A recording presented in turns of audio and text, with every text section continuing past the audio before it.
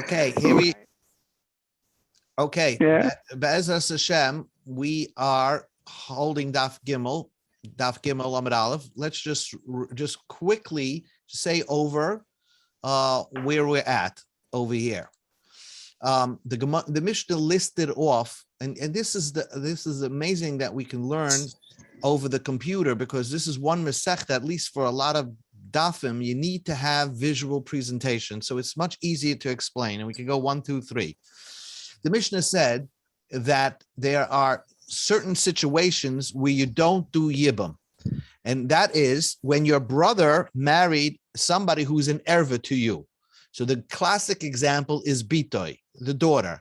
Your brother, let's say there are two brothers, Reuven and Shimon. There are no other brothers. And Shimon married the daughter of Reuven, Rachel, as you can see in the picture over here, picture 1. So the Mishnah said that when Shimon dies, since Reuven can't do Yibim to marry his daughter, so he also can't do Yibim to marry Miriam, who's a tzara, a rival to Rachel, a tzara to Rachel. That was the Mishnah. And then the Mishnah said, even if Miriam goes ahead and marries another brother, tzaras tzarasa. So Reuven had a daughter, Rachel. Shimon, his brother, married Rachel, and he had another wife, Miriam. So when Shimon died, Reuven didn't do any Yibam over here, but Levi did Yibam. The third brother did Yibam on Miriam, the tzara. Comes along the Mishnah and says, when Levi dies and there's no other brother left, then Reuven will not do Yibim for Levi's wives, not only for Miriam or Esther, because Miriam at one time was a tzara, was a rival to Rachel. That's called a tzaras tzarasa. Since she was once a rival to Rachel, even though she went ahead and married Levi, the pasuk would say, the pasuk zokt, as the tzara is also asa. The tzaras tzarasa always remains asa. Now, the order of the psukim, the order of the Mishnah, I'm just going to show it to you, is the order of the 15 is daughter, daughter's daughter, son's daughter. All these 15s, if you can see on the screen here, are the Mishnah the examples the Mishnah says in Arayas. Okay, these are the examples the Mishnah says. Now, the first part of the Gemara's question is, and then we'll get started with the Gemara. If you learn Parshas Achrei Mois Kedoshim, where it says all the Arayas, all the ladies you can't marry, so it doesn't go in the same order as the Mishnah. First, it starts with the wife of your father, the sister of your father, Bas Pincha, grandson, the sister of your mother, sister of your father, of your uncle, your aunt, and then your daughter-in-law. You see, daughter-in-law is mentioned here in the pasuk, Ervas Kaloscha, and yet that's the last of the Arayas mentioned in the Mishnah. And then the pasuk says, Ervas Isha Bita Loisagala, you can't marry your wife and her mother-in-law, and then you can't marry your grandchild either, right? You can't marry your grandchild. So, and then that's what the pasuk says. So let's begin the Gemara. So the Gemara says like this. The Gemara is just semantics, just giving the detail of the Mishnah. Here we go. The Mishnah began. It says the first example is Bitoy. Michtei, let us see. Michtei, let us see. Kol Arayas Kula, all the Arayas you learned from, all the Arayas you learned from Achos Isha. You learned from Achos Isha. In other words, how do you know that if an Arayas falls to Yibim, how do you know you don't be Miyabim? How do you know that? Maybe just like you're allowed to marry any Eishes Ach, so even if there's another Arayas to it, maybe you should marry your daughter. So the Gemara knew from before that you learned that out from Achos Isha. Just like if you're the sister of your wife. Imagine the sister of your wife that falls to Yibim. The pasuk there clearly says that you can't marry two sisters, even if she falls to Yibim, and then the tzaras are also asar. So we all learned all the sources of the 15 arayas from the Achos Isha. There, the Chumash says clearly that if they fall to Yibim, you don't You don't do Yibam. And all the 14 is learned from Achois Isha. So what should be the first case that the Mishnah discuss is the obvious case. So that's Gemara's question. Listen to Achois Isha Bereisha. Let the Mishnah start off with the Achois Isha, the sister of your wife. That should be the first case in the Mishnah. Do you want to say Tana Chumre Chumri Naket? He is talking about the more chumradik.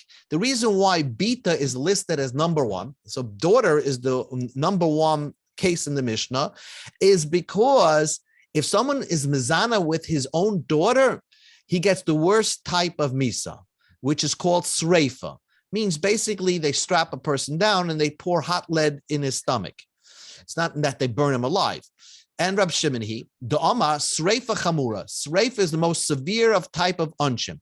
All the arayas, either you get skila, or you get, which is stoning, or you get karis. But Bitai, the daughter, is the most worst arayas, which you get burning with hot lead. If so therefore that's considered number one. That's why Bitai is number one. Oh, says the Gemara, if we're going in order of what's most severe, let your mother-in-law be the number one, because the Torah writes that really it's clear that only when you have znus with your mother-in-law you get sreifa, and the other bitoy is learned out. It doesn't say explicitly that when you have relations with your daughter you get sreifa. It's learned out from your mother-in-law. But the main sreifa is chamoisa, your mother-in-law. So what should be the first case in the Mishnah? Mother-in-law. So why is mother-in-law listed as number one in the Mishnah? Why is Bitai listed? After you go through mother-in-law and daughter-in-law and daughter, which gets sreifa, what should be the next one? Daughter-in-law. Because if you have relations with your daughter-in-law, you get skila. The boss of sreifa, skila chamura. After sreifa, skila is the most strictest. Let me just give you the order that's written in the Mishnah. You got bitoy, bas bitoy, all this. And really, what's number last? Hey, skila of kalasi, that's number 15, right? But really, according to, if you're going in order of severity, so then after ein chamoisai, you should put kalasu, which gets skila, because the rest get only karas. So that's Gemara's question. Ella, says the Gemara, nu teretz. Bitoi, daughter, cave in the Asya Midrasha, since we learn a daughter that you can't be miyabem a daughter. How do you know you can't be miyabem a daughter? We learn it out from Achois Isha. It's not really written in the Torah. It's only written explicitly by Achois Isha. You don't do Yibam, but the other Arayas, they learn it out from Achois Isha. So there, since it's learned out, it's not explicitly written. Chavivale, it's more beloved to list that as number one, since that's the more novel one. What's written in the Torah is not so novel, but if Chazal learned it out from a pasuk or a binyan av or some drasha, so that's why it's considered number one. That's why Bitai was the number one. So the Gemara says that's not enough. We go to Gimel Amud Aleph. Kule name midrasha ase. All the other 14 arayas, it also doesn't say you can't do yibam. How do you know you can't do yibam by all these other 14 arayas? Aleph, Beis, Gimel, Dal through Tesvav is only because it says it by Achois Ishtoi, by this one, by Achois Ishtoi, which I'm showing here. This is where it says that if the sister of your wife falls to yibam, the Torah says don't do yibam. So, and all other 14 are learned out from this one. So if so how do you choose which one should be listed first? So the Gemara tries an interesting teretz. So the Torah says it's very interesting. And the interesting thing is that the Torah never specifically says that you cannot have relations with your daughter. When the Torah says that, the Torah only says that if it's a daughter of your wife, let's say a stepdaughter, and we can assume that if it's your real daughter through marriage, then you can't have relations. But let's say a person raped somebody, didn't go through marriage. Even it doesn't have to necessarily be raped. It could be a person out of wedlock had a daughter. The Chumash does not say anything that you can't have relations with that daughter. In fact, the Chumash only says you can't have relations with a granddaughter of that person. But it doesn't say beferish that you can't have relations with that daughter. So that part of the drasha, the fact that your own daughter is an erva, that is really not written in the Torah. And that is a chiddush. That's the most novel case. So that's what the Gemara says. Nihi, true. I grant you that all the other arayas are learned out from a drasha, whether you could do yibim or not. That's learned out from a chais isha. But ika isurayu behed yiksiv. But other arayas, the Torah Chumash says, don't have relations with these people. I'm going to say it over here. All these things say don't have relations with all these people.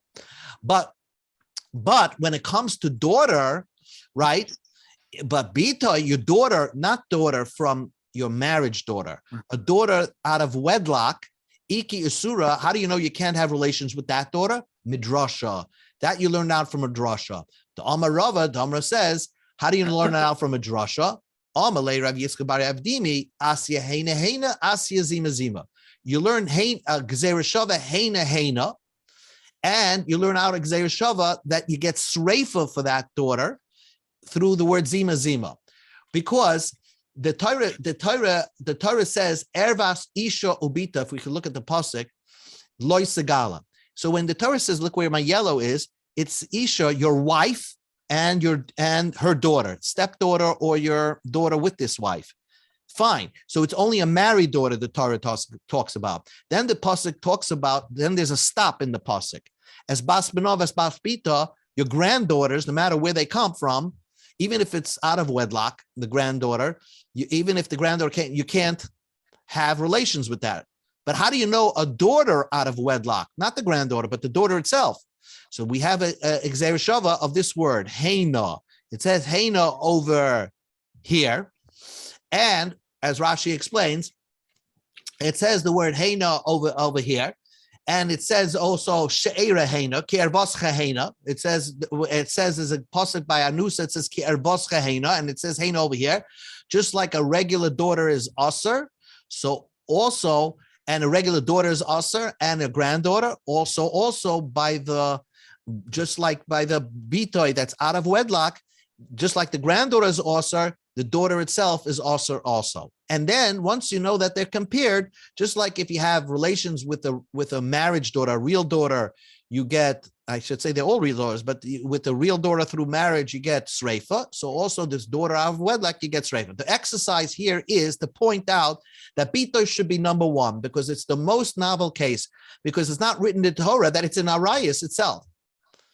So therefore, that's the Gemara's question. I would ask that the Gemara's next question is, then how do you decide the rest of the order of the number, all from after number one? If bita is number one, how do you decide which is going to be number two, number three, number four? But the Gemara asks a different question. If things that you're learning out from drasha is more important, is more beloved, the most explicit one is a chois isha, the sister of your wife. That the Torah says is aser, and you can't do yibim. So that should be the last one, because that's written in the Torah so explicit. And everything else is learned from a drasha that you can't do yibim. So the Gemara says so the Gemara says the reason why it doesn't talk about it is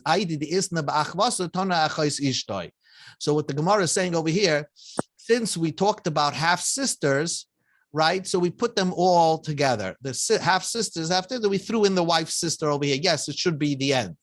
So what the Gemara is going to say, take all these three, 10, 11, 12, and make them the last one, and make the wife's sister. Who said to put these three, at second to the last column? Put it as the last column. And then you'll have all the sisters together. So again, so Ella says the Gemara like this. Let's do that group at the end. Ella, let's read the Gemara like this. The Gemara is going to tell you what's the order of the Mishnah. Okay, I'm going to show you on the screen what the order of the Mishnah is, and that's it. And that takes us the rest. That's the half the daf. in other words, the Gemara is going to say, I'm going to tell you what the order is. The order is the first three, Bitoi, Bas Benoi, is the man, let's say, the guy who's doing the Yibam. These are his blood relatives, his daughter, his granddaughter through his daughter, or his granddaughter through his son. Then his wife's, the next case is his stepdaughter, or his, a daughter through regular marriage. You go through her, Bas Ishtoi, Bas Bana, Bas Bita. You go down her 3 generations. Then once you're dealing with the wife, you go back up. You go with your the mother of your mother-in-law, the mother of your mother-in-law, and the mother of your father-in-law. You're going back up the generations as arayas. Obviously, you can't go up back the generations to him, because when you go up a person, it's impossible for your brother to have married your mother. So we could only grow through your wife going up generations. So that's how you have the first 9. Then once you go back, once you're up to number 9, then you do your relatives through like a brother-sister relationship, like your sister from your mother, or your mother's sister. And then your sister of your wife, because that's similar, because even though that's not a blood relative, but the sister of your wife is part of the sister group. And then really the other one should be Kalosa, your daughter-in-law, because that's also through marriage. But once you're dealing with sister relationships, you do with brother relationships, which is the wife of your brother from your mother. And then your wife of your brother that was never in this world, which we're going to discuss, that if a brother was born after the brother died, so he can never do Yibam. And then Kalase becomes the last one. And that's how the Mishnah goes. So let's read it inside. Ella Tana Kurva Nakat. It's Tana, when he was listing all the 15s, he was going in order of the closest relative. Tana, we start off with Bitoi, Bas Benoi, Dekroive, Atzmai. That means these are his closest relatives. The Ruvain's closest relatives, as you can see, Ruvain's closest relatives, you start off with, his daughter and granddaughter and everything else. Then once you're on that, then I did the Tana Shloishas Darius Lamata Dide. Since you're going down his generations, Tana Namish Shloisha Darius Lamata Dida, then you go on her side of the family, his wife's side of the family, going her generations. The I did the Tana Shloisha Darius Lamata Dida. Since you're going down her family tree, then you go back up. Tana Shloishas Darius Lamata Dida, you go back up 3, talking about your mother-in-law, your mother's mother-in-law, and your father's mother, and your father's mother. So those are the 3 generations. Then we talk about your sister, his sister, or his sister's mother, which are relatives of himself. And how that we talked about Issa Achva, since we're talking about brother and sister relationship, sister. Then we throw in the sister of your wife, which is the simple 2 brothers marrying 2 sisters. Uvedinhu really really kalosoi, your daughter-in-law should be in front of Eishes Achiv Shalei Bailamai, because daughter-in-law is an arayas. Eishes Achiv Shalei Bailamai is a semantic in the whole process. It's not really, let's take a look at Eishes Achiv Shalei Bailamai, just to remind you, because we're going to all come into these cases, and again, I'm going to keep repeating them so we get them in down pat. Eishes Achiv Shalei Bailamai, let's go over here, is, let's say you have Ruvain. He was married to Esther. Ruvain died, and Shimon did Yibam with Esther, right? And then Levi was born. In Hasidic families, a boy could be born after the brother died. Possible if the mother was old enough, was young enough when she got married. Anyway, Ruvain died, and then Levi and then Shimon died. So now Levi cannot do Yibam on Esther. Why? Because at one time, Esther was an Eishes Ach to a brother that he was never in the same time period when that brother was around. So that Esther remains an Eishes Ach. You cannot do Yibam on this. And since you can't do Yibam on Esther, you can't do Yibam on Shimon's other wife, Chana. So really, that's not a royas thing. It's just a semantic it's just missing a thing in the mitzvah of Yibam, because you have to be alive. The brother has to be alive when the other brothers do at one time, they live together in order for Yibam to have the mitzvah of Yibam. So really, Kalosai, the daughter-in-law case, what's the daughter-in-law's case? Which is very simple. Reuven and Shimon married Shimon. The case of Kalosai, is this case. Reuven had a son, Yosef, who was married to Esther. And Yosef, his son, died. So his daughter-in-law ended up marrying his brother if Shimon died. So that's more of an arayas thing. So really, Kalosai should be listed before. But we don't list that before because since we're dealing with brothers and sister relations, first we talk about Eishes Achav Shlei Belamai, and then we talk about Kalosai. Fine. That ends the order of the Mishnayos. And it's interesting how the Gemara just discusses how did Rebbe set the whole thing up when it's so different than the Chumash. So that's the first part of this Mishnah. Then the Mishnah uses the expression that if Arayas falls to Yibam, it patters the tzara from doing Yibam. So patters means you exempt, but that's not the right word. My area, why does the Mishnah use the Tanu Paitris? It exempts the other one from doing Yibam. Listen to Eisreis, it should say that you can't do Yibam because once, let's say on the daughter case, let's say the daughter case, which is most important, let's say easiest case.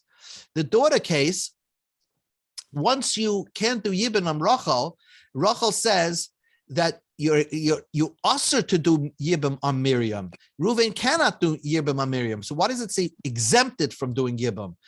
Eisreis is the better language. So the Gemara says, Itanu Eisreis, if it would say Eisreis Havamina, I would have thought, Asa Yabim, you're not supposed to do Yibam to that Sarah, of a Michalatz Cholzer. You should do Chalitza.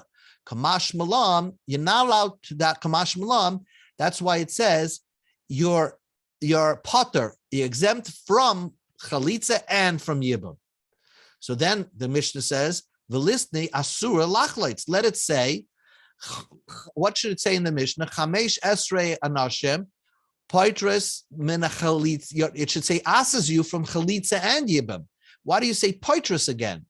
It should say Asar. So the Gemara first tramps is because you can't use the word Asar for Lichleitz, for Chalitza. Maika of it. What's wrong with doing Chalitza? What happens if you do Chalitza? All you're doing is spitting on the ground. It's no marriage there. So that's why you can't use the word Asa to do Chalitza, because in the end of the day, if you did it, you didn't do anything wrong.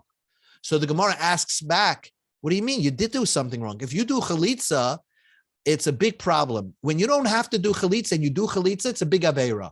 Because people will say, if you could do Chalitza, in this case, you could do Yibam too. Allah Malay. Well, why not? If you're going to say the word, if you say somebody could do Chalitza, Misyabemis, they could do Yibam. So we're back into the original question. Our Mishnah, I'm just going to point out our Mishnah.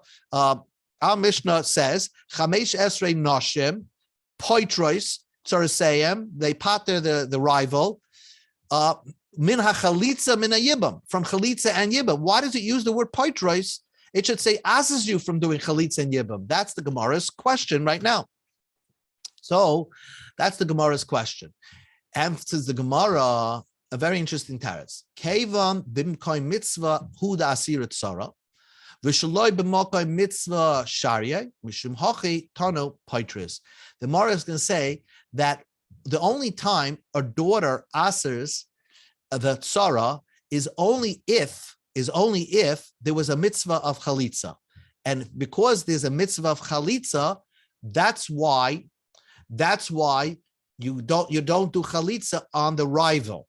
But if your daughter was married to somebody that's not your brother, right? That's not your brother. Your daughter was married to somebody else, and there's two wives there, and that person died.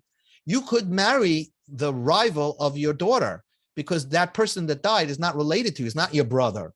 So therefore, if it would say aser, I would think that a daughter always asers the tzara from getting married. It will always prevent the tzara from marrying. And the truth is, it's only limited when there's a mitzvah of chalitza, and when there's a mitzvah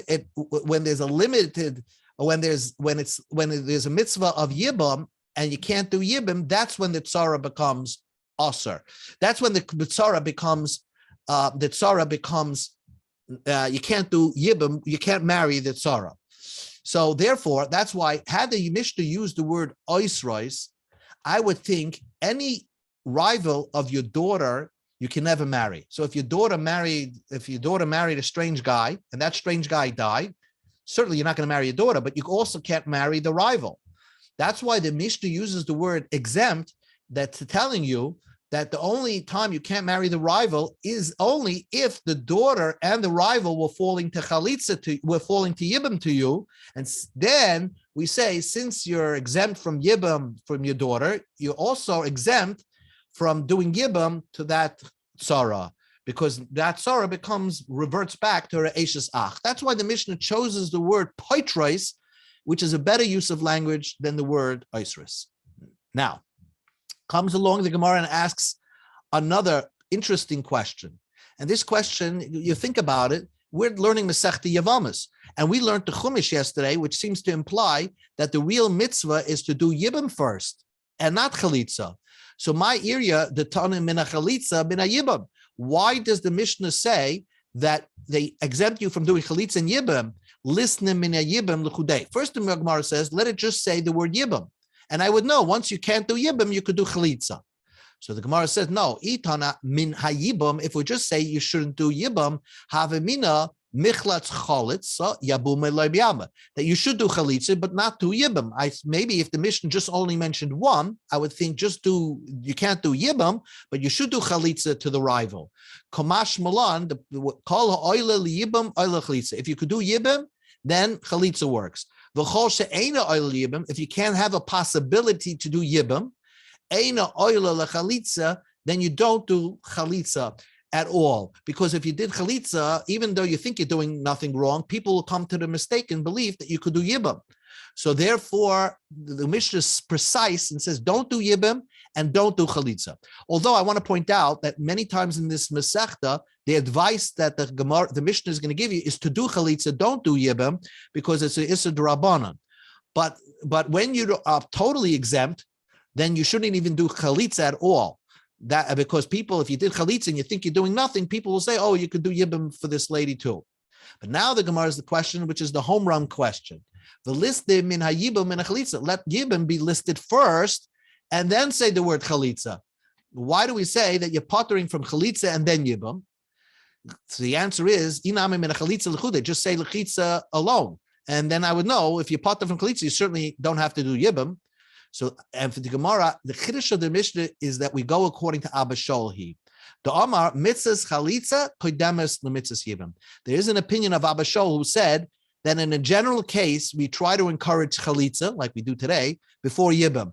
Because really, to do this mitzvah, it's one of those mitzvahs that you have to have total l'shem shemayim.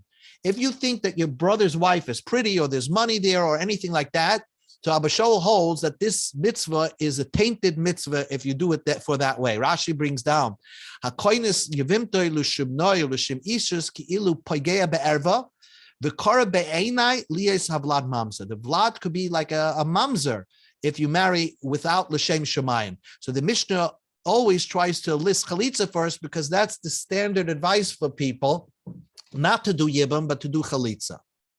Then the Gemara just talks about minyana de reisha lemu'utei mai. Okay, ul minyana de seifa lemu'utei mai. Let's go back to the Mishnah for a second. The Mishnah just says, chamesh esri, there are 15. Now, anytime a Mishnah gives you a number, I know how to count myself. I don't need the Mishnah to tell me a number. So what is the Mishnah trying to tell you a number that only these are the 15, nothing else? And then the Mishnah also at the end of the Mishnah says, ve'elu hein. The Hare Elu Paitris is sort of saying these are the 15 and there's no more. So why does the Mishnah tell you the number twice? Minyana de Reish Lemutemai and Minyana de Sefer Lemutemai. Why doesn't Mishnah tell you 2 times? Because there are other cases not listed in the Mishnah. Here we go to Daf Gimel Amud Beis. Lemute de Rav de Ravasi. To Mamayat cases of Rav and Ravasi. What's Rav and Ravasi's cases? Rav's case is like this. Let's say a guy is married to, I'm going to give you Ravasi's case in all the cases. Let's do it to make it for simple reading here. Right, Rav and Ravasi's case. A guy is Shimon, the brother is married to Miriam and Rachel.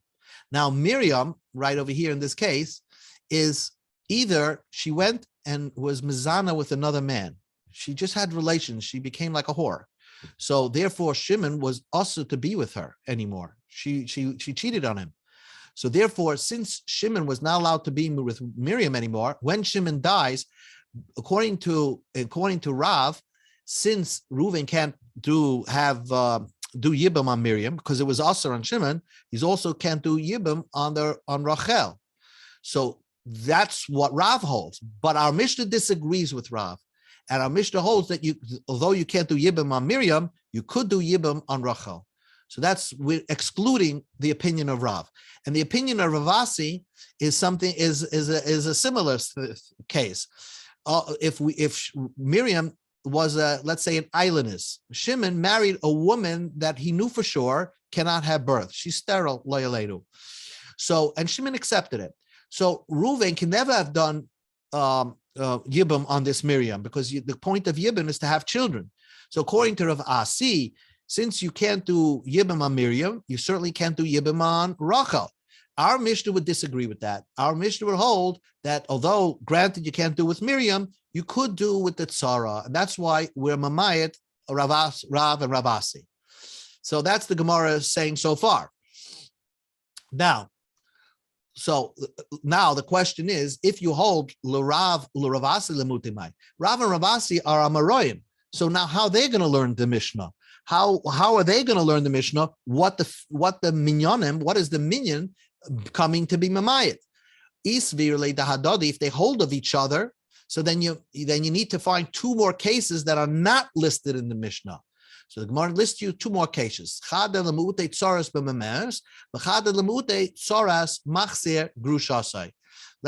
go with this case. Here we go. Again, Reuven and Shimon. What happens if Miriam, was a little katan, a katana? When Shimon died, she went over. She now falls to Yibam to Reuven. She goes min. She says, "I don't want to marry Miriam. I don't want to marry Reuven." So therefore, obviously, it's when you do min, it sort of like uproots the original marriage to Shimon. So Reuven cannot marry Miriam. So because of that, there's a gzeira that if she was an Arias, we would say that he cannot marry that. He could marry the Tzara. In other words, he should not marry Miriam, but he would be allowed to marry the Tzara. So that would be a case that's similar in the Mishnah, that you can't marry the girl itself, but you could marry the Tzara. So that's what we're excluding. Or what happens if the Tzara machse grushasai means like this? Shimon was once married to Miriam. Miriam went ahead and married somebody else and got divorced from somebody else. Okay. Then Shimon went ahead and remarried his wife. He remarried his wife. So he shouldn't do that because machse grushasai is usher, but he married her. So now when Shimon dies, Reuven can't marry Miriam because even Shimon shouldn't have married Miriam. So only Reuven can't do Yibam on Miriam, but he could do Yibam on Rachel. So that's what the Mishnah, it's not similar to our Mishnah because the Tzara is permitted. Lemute tzaras b'ma'enes, v'chada lemute tzaras machzig shasai. V'loisfir luladadi. If Rav and Ravasi are arguing, so then each one is missing one. Each one needs to find one extra that's not written in the Mishnah because they could always use, Rav could use Ravasi's case and Ravasi could use Rav's case. Chada lemute dechavre, v'chada, one is excluding the other case. V'chada lemute oitzaras ma'enes, oitzaras machzig shasai. Now, so that's what the Gemara says. Each one will just find one that's missing. Now the Gemara asks one last question, and then we go into a crux. L'Rav l'Ravasi lisninhu. Why doesn't, according to Rav and Ravasi, in the case that I'm talking about, let's go Rav and Ravasi's case. If in case of Ravasi, let's say Miriam was Mizana or Miriam was an islandess, according to Rav and Ravasi, not only can't Reuven have relations, do Yibam on Miriam, but he also can't have relations with Rachel. He can't do Yibam with Rachel. If so, why isn't it mentioned in our Mishnah? It seems to be on par with all the other cases in the Mishnah that the person itself is asur and the rival is asur. So why doesn't the Mishnah discuss Rav and Rav Asi's case? Answers the Gemara, because you can't have a second derivative on that. Because all other cases like Bitoy is only asur on one brother, but technically the other brother could marry that daughter because it's not his daughter if there's another brother in the equation, and the tzara. But here, once Miriam was asur on Shimon because she's a Zaina or an island which you can't do Yibam, you can't, even Levi couldn't marry Miriam. So it's impossible to have a second derivative. That's why it's not listed in our Mishnah. Okay, let's get back into a topic that we've been discussing all along, and this will take us to the bottom of the page, and that's it. Another few minutes. Menohani mili. How do I know if an arayas falls to Yibam that you don't do Yibam to her? How do you know that? And the Gemara is going to discuss tomorrow, which is the crux of the next couple of blot, is really you should do Yibam because there's a mitzvah asay to do Yibam. So who cares if this is your daughter? And the Torah says, marry Eishes Ach if she falls to Yibam. So how do you know that if there's another erva on her, you don't do Yibam? The Tanur Rabban Baisa says, a man cannot take his wife's sister. Okay, you're married to a woman, you can't take her sister. Why does it say oleha? And why you can't take your wife's sister as she's a rival to your wife? Your wife's sister should be a rival to your wife. It's obvious. And oleha, what's this word oleha? Oleha ma'atamad loim. It seems to be extra. Since it says in another place that you should marry your wife's brother, the wife of your brother, if your brother dies, right? So I would think that that even if your wife's brother is an erva on you, you should do yibam. So it says by over here, Isha lachoisa oleha b'chayeha. By the mitzvah of Yibam, it says oleha malahalim bimkoi mitzvah. The word oleha by Yavama Yavela is talking about a mitzvah. Avkam bimkoi mitzvah. So what the pasuk is saying over here, that you can never marry your wife's sister, even if you have an oleha reason to marry her. Even if you have the Yavama Yavai oleha reason, you should not marry your wife's sister. So that is the clear indication of an erva, where the Torah says, don't do yibam. The Eli I understand that you should do yibam on her. Tzara Samanayin. How do you know the tzara of that erva, the rival of that erva, the co-wife of that erva? How do you know? Talmud Loimet Litzrar. Okay, let's skip the next words because it's taken out by the Gra. So Litzrar, it teaches you that you shouldn't do, you can't even not only marry the erva, your wife's sister, but the tzara of your wife's sister you can't marry.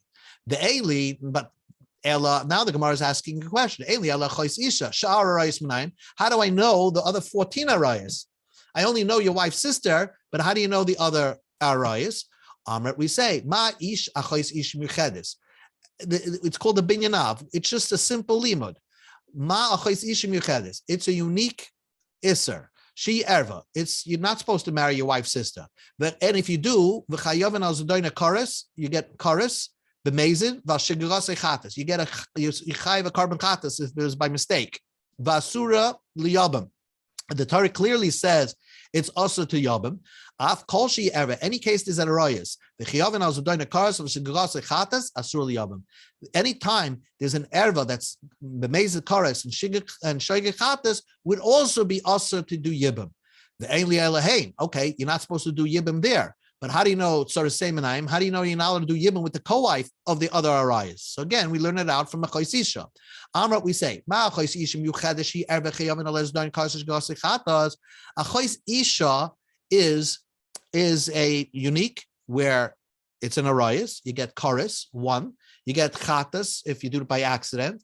And the Chumash says you shouldn't do yibum, number 3. V'tzarasa asura, and the rival of that Chois Isha is also Asar. So anybody who has all those 4 things will also be Tzarasa Isha also. If it has 3, it will get the 4th thing too. So it has 3, then we give it number 4, Tzarasa Asura, the rival will also be Asar. Mikan Amru Chachamim. From here derived the Chachamim So that's how we got the number 15. Let's just finish down a few more. So if anybody asks you, what is the source that a rayas that falls to Yibam, you can't marry her, you don't do Yibam on her, or the co-wife, it's from a Chais Isha, and all the other arayas, like Bitai, daughter, Basishtai, and your mother-in-law, all that you learn from a Chais Isha. So now the Gemara says, what happens? What happens? Let's say a person's mother got remarried. Let's say your mother got remarried. Those are the most severe to marry your mother. That's the worst thing in the world, right? And that man that married your mother, it's not your father, right? The man that married your mother had another wife. Okay, when that man dies, I would think that just like you can't marry your mother, certainly, you won't be able to marry that rival of your mother, because you're saying that only that everything becomes the rival becomes usher. So the Gemara, so maybe in that case, and we know that you could marry that person because it wasn't b'mukay mitzvah. So that's the Gemara's teretz. Amrit, we're going to say, here's the key. Any other arayas could potentially marry your brother, right? Therefore, if there's a possible to have a mitzvah of yibam there, therefore the Torah says asur liyabim, and therefore, because the Torah says you can't do yibam with her, so rasa asura, the rival is asur. All the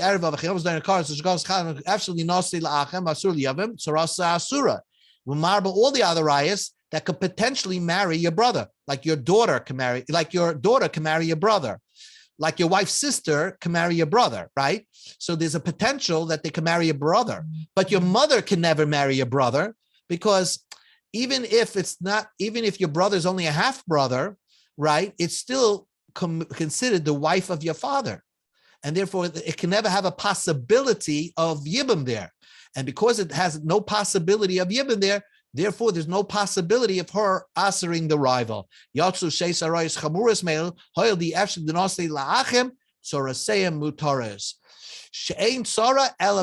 only time a rival becomes asr, only if it becomes asr because your brother married her and now your brother died and falls to Yibam, then the rival becomes asr. But a mother could have never married your brother. Therefore, if your mother marries some strange guy and that strange guy dies, of course, you're not going to marry your mother. You're permitted to marry that strange guy's wife. Now the Gemara asks one final question. Azor Shemanu. Oynish minayin. How do we know that if you do Yibam, let's say a guy forces himself and does Yibam with his wife's sister, or he forces himself to Yibam with the tzara of your wife's sister, the rival. How do you know you get punished? We only see a lav. The pasuk makes a klal at the end, a general rule. Call ish ashiyasim and call te'eva se'ela. If you do all these disgusting acts, abominable acts, you will get kares. So that ends the Gemara. So what we discussed today is briefly, we discussed the whole Mishnah, the order of the Mishnah. We also discuss why it says chalitza and a yibam, why it uses the word paitros, why it uses chalitza before the word yibam, and then we discuss the source. And now tomorrow's Gemara is going to discuss why taka did the Torah not permit you to marry the arayas. We should say essay overrides Allah, and that becomes a nice sugya going forward. Okay, very I don't know how it's possible to do this without visual. But no, they're very helpful. Yeah, very helpful. Yeah, it will take a long time. So I'm gonna send out just this visual that I sent out today. Please, yeah, please, this one. please. This gives you the order of the Mishnah, so you see that there's a nice order. It's very interesting. It's fascinating. Yeah, there could be more combinations, but I'll mention it some other time. I mean, there could be a lot more combinations that I can think of. You know. You're creating a lot of tsuras in my life, both. That's why. Very good. Shikoyah, I'll get the Shabbos, everybody. Gitten Shabbos. Bye bye.